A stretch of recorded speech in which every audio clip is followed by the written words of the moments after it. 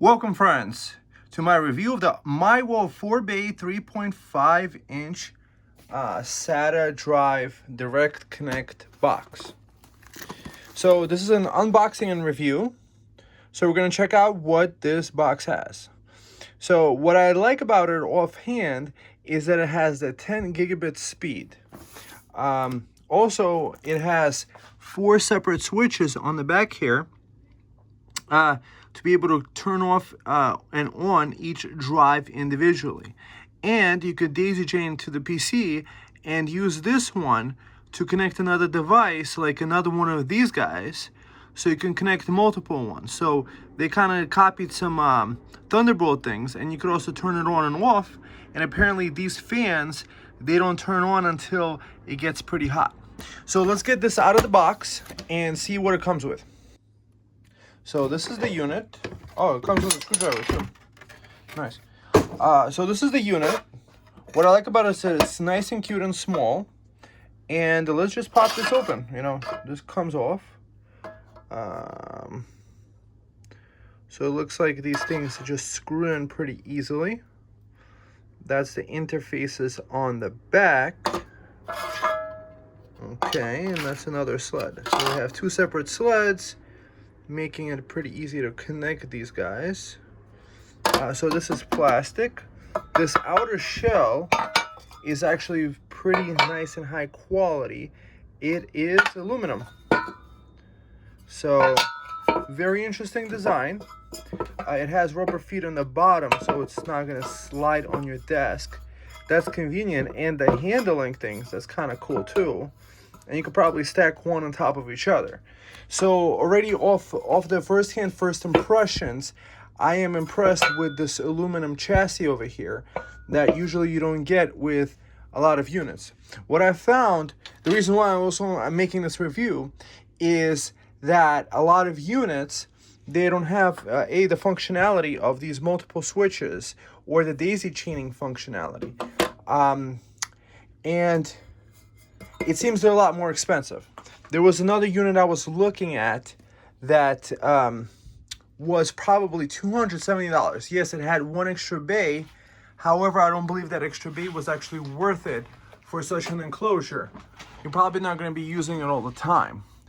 According to the listing, the fans over here also, they don't kick on until there's a temperature increase to what I believe was 48 Celsius.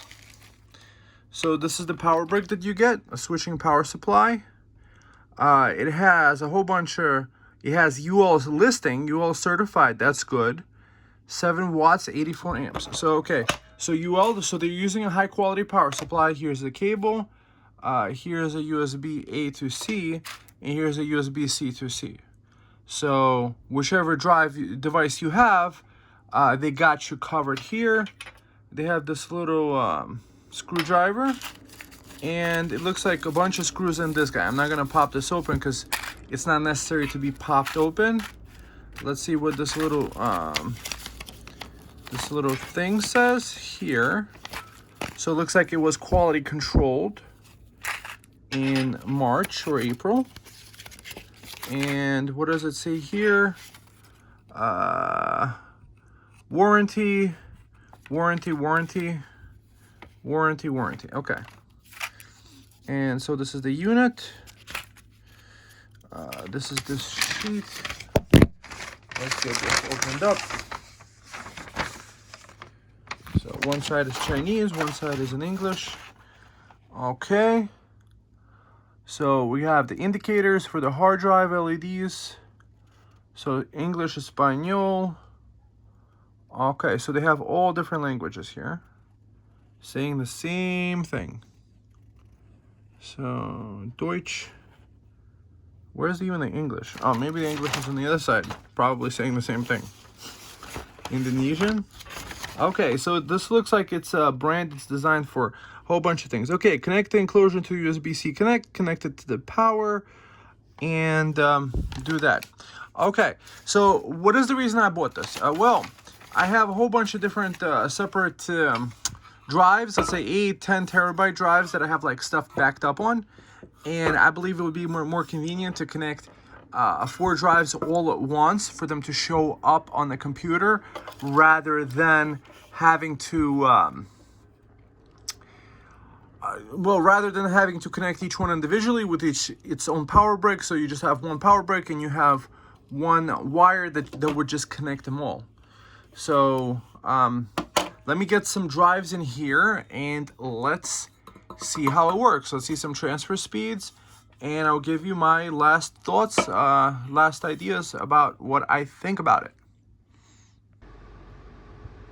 So I have this 8 terabyte Western Digital. I pulled out of like an Easy Store enclosure, probably one of these Best Buy units.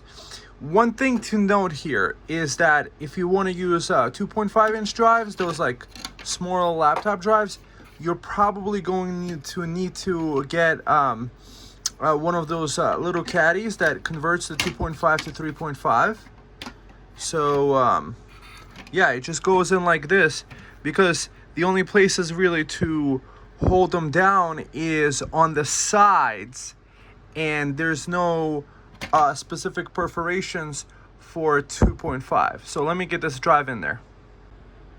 So now that I have that one screwed in, I noticed this unit was actually not connected, not screwed in, because it's designed to be for easy mounting. So you could put the drive in first, and then you would put this caddy in like this after maybe getting the bottom unit in there, and then screwing these the black screws into here to hold it in place.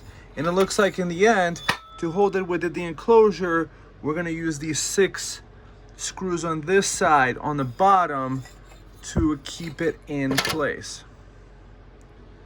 So it looks like you need to screw this unit on the bottom here, then slide it on, then put the 3 and 2 screws on each side respectively, and then you put the last drive in, or you basically put in hard drive number 1 last. That's, I believe, how this unit is built. So all the drives screwed in. So we have two terabyte drives on the top, then 1.5 over here, and an 8 on the bottom, which is more like this. So this goes into this holder like this, pushes into here like that.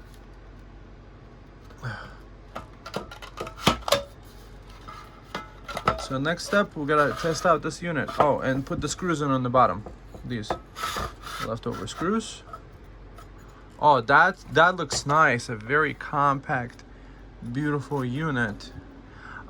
Regarding airflow, it feels almost like these are for show, or maybe not. However, it's probably more to cool the electronics on the back. So we're just gonna see. I'm hoping this doesn't have like too many crazy spinning fans. However, the hard drives do make noise on their own by spinning in the first place. So we'll see. What I love is this compact design. You know, 4 drives in this kind of compact design, and this aluminum casing gives you a lot of feeling of the Apple kind of like style design. So let's get these screws on the bottom and let's get it connected. So I have this drive connected. I formatted several of the drives that I have in there, and now they're showing up on the computer as A01 through A04. That's what I named them. And now let's see what the transfer rate is for, let's say, this 70 gig file from my YouTube channel. More details. 39.4. That is a little bit slow, I must say.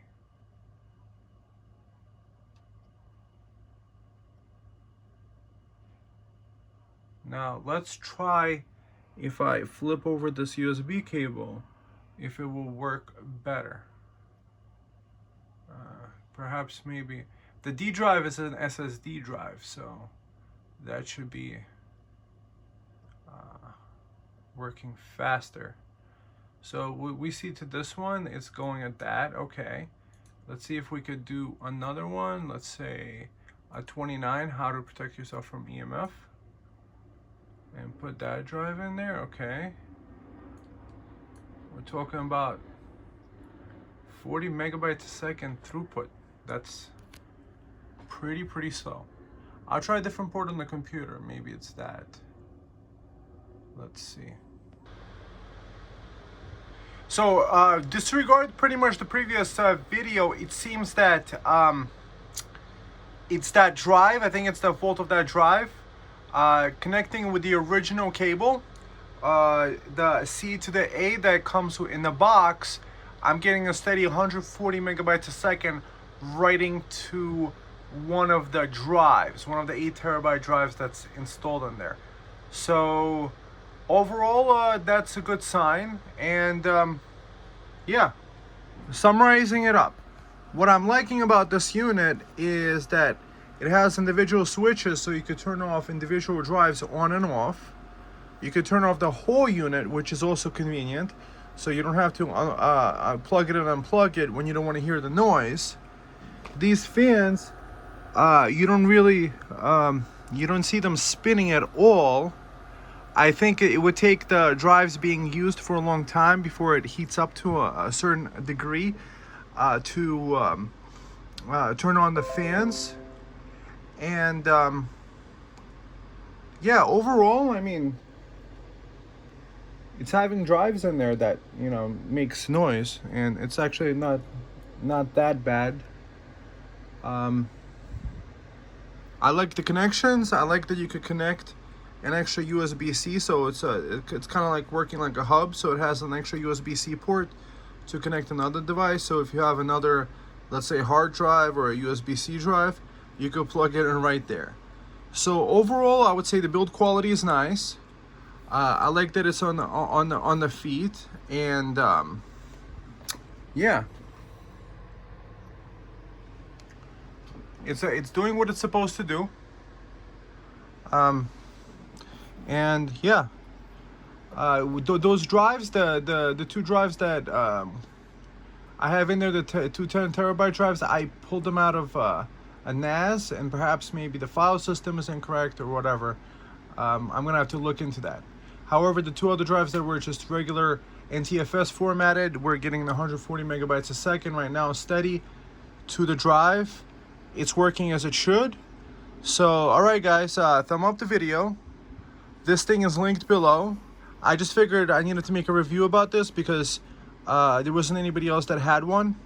I would say also one of the additional benefits is that this unit is quote unquote only like 110 bucks.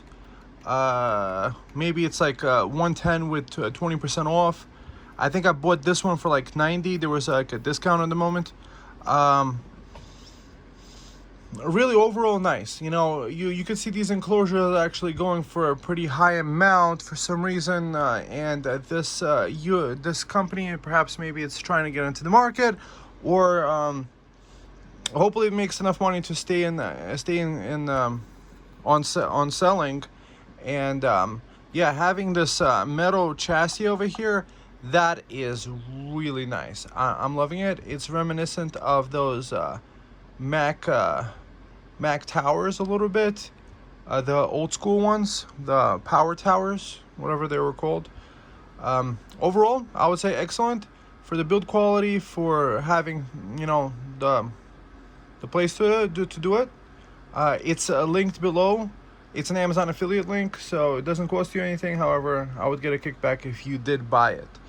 So check out my other reviews, thumb this video up, and I'll see you in the next one, friends. Bye. So I'm actually copying to 2 drives right now, the 2 10 terabytes. I just scanned them and restarted my computer, and both are getting 200 megabytes a second. That's actually pretty good. I'm very happy with this enclosure.